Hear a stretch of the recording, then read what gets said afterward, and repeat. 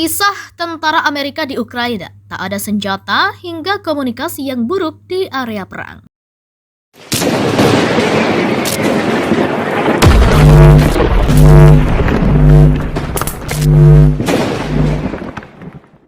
Seorang tentara Amerika Serikat yang ikut bertempur di Ukraina membeberkan kondisi sesungguhnya di daerah perang kontra Rusia tersebut. Di Ukraina terdapat sejumlah relawan perang dari negara lain, dan kini di antara mereka telah kembali ke negara asal.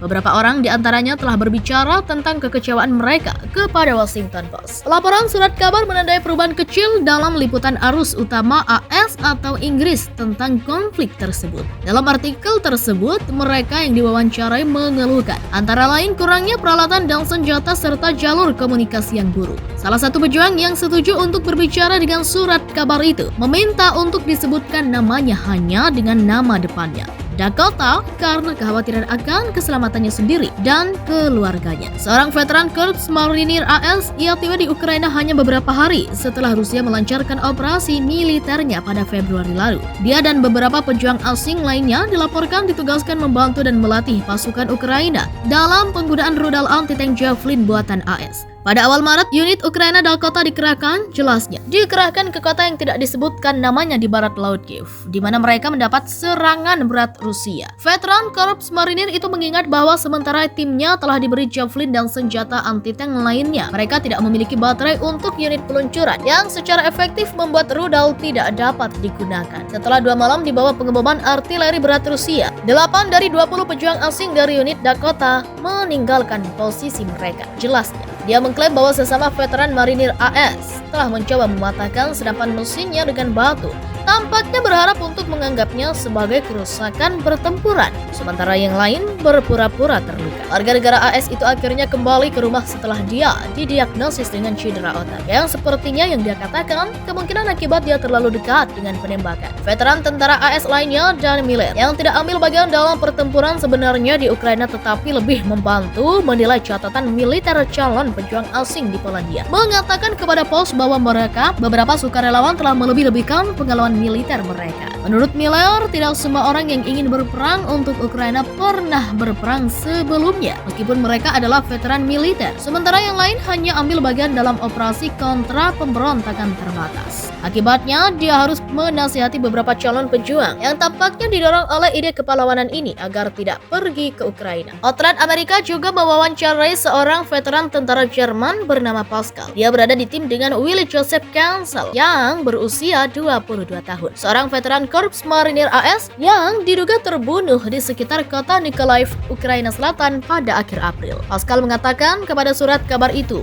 bahwa masalah telah dimulai sejak awal penempatan mereka dengan kelompok pejuang asing. Dia adalah bagian dari mencurigai bahwa radio 2 arah mereka sedang dipantau oleh pasukan Rusia. Lebih buruk lagi, unitnya tidak memiliki baterai yang cukup, yang berarti bahwa para pejuang sering berakhir menggunakan ponsel dan WhatsApp yang tidak aman. Warga negara Jerman tersebut menyatakan bahwa ia mendasarkan kecurigaannya pada fakta bahwa segera telah para pejuang di unitnya bertukar rencana melalui salah satu metode komunikasi ini. Posisi mereka akan berada di bawah tembakan artileri Rusia. Menurut Pascal, para pejuang asing merasa kurang informasi, bahkan seringkali tidak memiliki gagasan yang jelas tentang di mana mereka berada dan di mana posisi tentara Rusia. Pada hari Cancel terbunuh, unit mereka mendapat serangan dari posisi yang mereka pikir adalah Ukraina, klaim veteran tentara Jerman itu. Dia menjelaskan bahwa unitnya tidak memiliki komunikasi radio untuk mengkonfirmasi hal ini. Dari awal, kami tidak punya peluang, pungkas Pascal.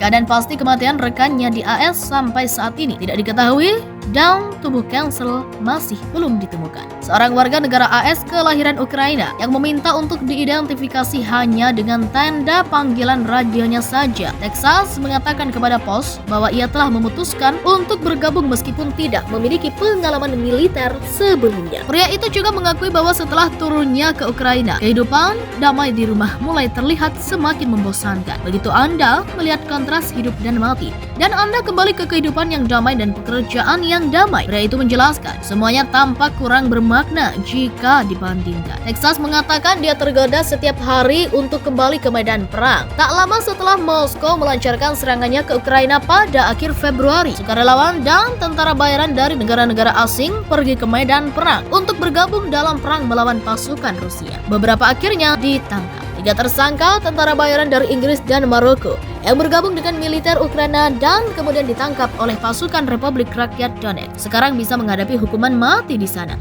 kata kantor Kejaksaan Agung Republik itu pada Jumat. Sebuah kasus pidana terhadap mereka telah dikirim ke pengadilan, meminta untuk disebutkan namanya hanya dengan nama depannya, Dakota, karena kekhawatiran akan keselamatannya sendiri dan keluarganya. Seorang veteran Korps Marinir AS, ia tiba di Ukraina hanya beberapa hari setelah Rusia melancarkan operasi militernya pada Februari lalu. Dia dan beberapa pejuang asing lainnya dilaporkan ditugaskan membantu dan melatih pasukan Ukraina dalam penggunaan rudal anti-tank Javelin buatan AS. Pada awal Maret, unit Ukraina Dakota dikerahkan ke kota yang tidak disebutkan namanya di barat laut Kiev, di mana mereka mendapat serangan berat Rusia. Veteran Korps Marinir itu mengingat bahwa sementara timnya telah diberi Javelin dan senjata anti-tank lainnya, mereka tidak memiliki baterai untuk unit peluncuran yang secara efektif membuat rudal tidak dapat digunakan. Setelah 2 malam di bawah pengeboman artileri berat Rusia, 8 dari 20 pejuang asing dari unit Dakota meninggalkan posisi mereka. Jelasnya,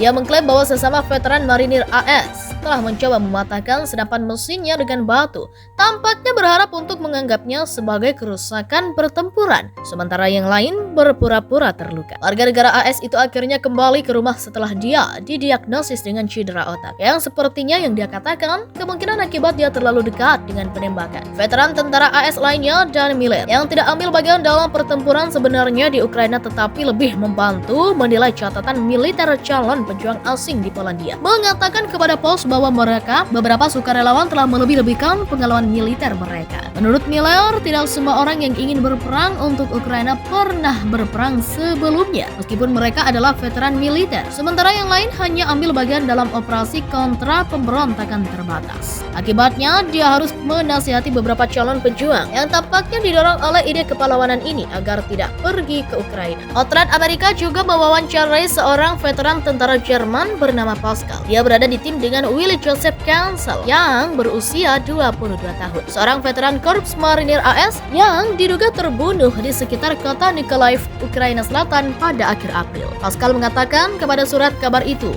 bahwa masalah telah dimulai sejak awal penempatan mereka dengan kelompok pejuang asing. Dia adalah bagian dari mencurigai bahwa radio 2 arah mereka sedang dipantau oleh pasukan Rusia. Lebih buruk lagi, unitnya tidak memiliki baterai yang cukup, yang berarti bahwa para pejuang sering berakhir menggunakan ponsel dan WhatsApp yang tidak aman. Warga negara Jerman tersebut menyatakan